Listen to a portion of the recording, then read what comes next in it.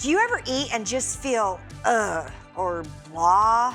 Or you have to stay near a bathroom because you don't know what that next meal's gonna do to you or how it's gonna sit? A lot of people struggle with this, and most of them don't realize that the issue is in their gut. The good news, though, is that making some simple changes to your diet can help restore your gut health and alleviate these issues. Now, I know there's some conditions out there that are beyond a person's control, and even if they can't completely be cleared up with dietary changes, the symptoms will likely become more manageable. Now, if that's you, I strongly urge you to talk with your doctor and see if they support a plant-based lifestyle.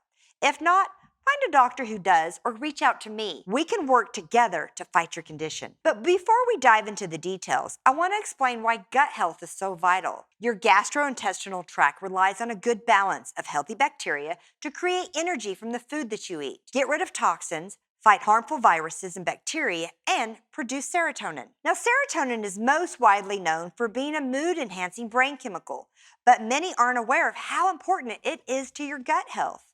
It helps regulate bowel function and movements. It also plays a role in reducing your appetite while eating. Some other signs of poor gut health include autoimmune problems like thyroid issues, rheumatoid arthritis, and diabetes, sleep issues, skin rashes, allergies, cravings for sugary and starchy foods, unexplained fatigue or sluggishness, unexplained mood disorders like depression or anxiety, and unexplained changes in weight. There are several common causes to bad gut health, and if you've seen any of my other videos, you won't be surprised by the first one: dairy.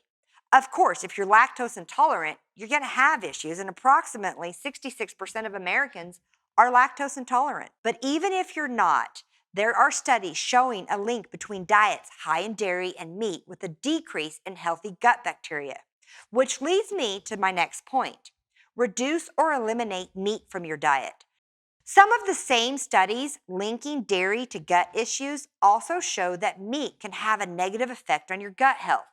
After all, it's just dead, decaying flesh. Processed food can also irritate your gut, so cut out all the processed food too. And avoid antibiotics as much as possible. There's definitely times where you may need to take an antibiotic, especially when your overall well-being is at risk, but I would think twice about taking them when it's really not necessary. Like with strep. Did you know that strep will actually heal itself? So before you take an antibiotic, do a little bit more research. Your body's worth it. Vitamin deficiencies can also cause gut health issues, which is why you should use nutritional yeast in your meals. Eating too close to bedtime can also cause issues, especially if you struggle with acid reflux. If that's you, stop eating at least 2 hours before bedtime and avoid foods that make the issues worse. Foods that are high in fat, tomatoes, and tomato-based products, as well as citrus fruits. Along with cutting some of the things out, there are some things you can add to your diet to promote a good, healthy gut. Eat more leafy greens, such as kale, spinach, arugula. Eat more fermented foods. Things like sauerkraut, kombucha, and fermented pickles all contain some helpful bacteria. Stay hydrated. Your body needs water, and being well hydrated is vital to proper gut health.